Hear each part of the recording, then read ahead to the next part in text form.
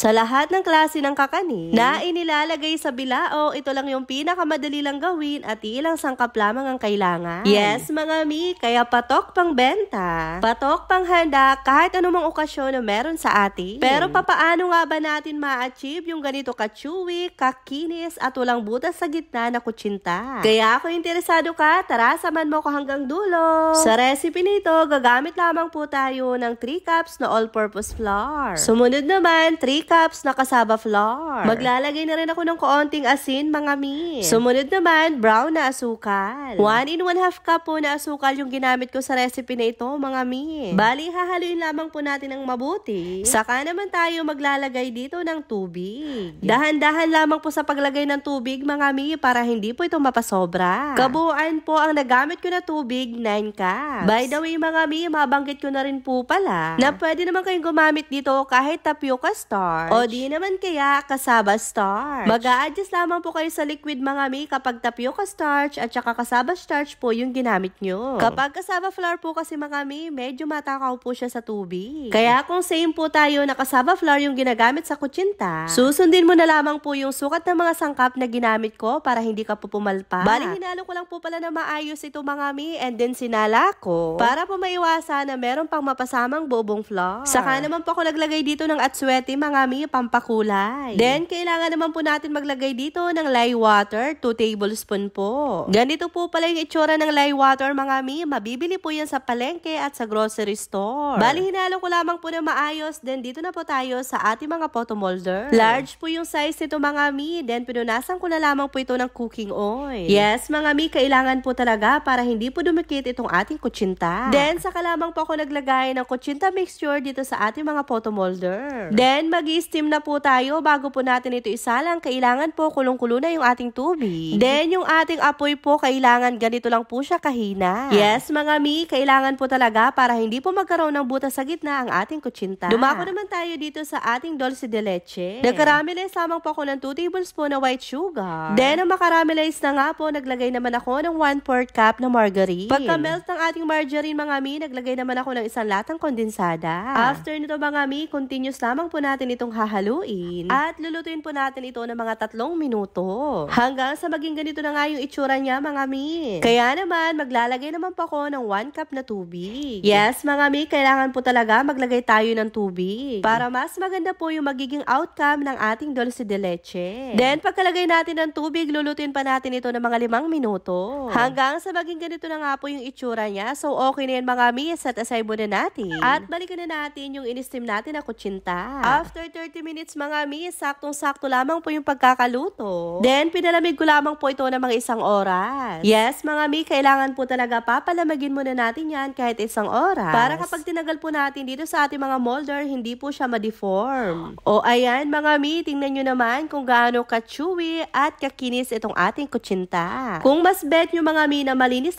po yung itsura ng inyong kutsinta, pwede po kayong gumamit ng food color na orange. Pero mas maganda at masustansya naman kung atswete po yung ating gagamitin. O ayan, mga mi, meron na kayong idea kung papaano ba gumawa ng kutsinta na maramihan na pwedeng pangbenta. Idagdag mo pa ang napakasarap natin na dulce de leche.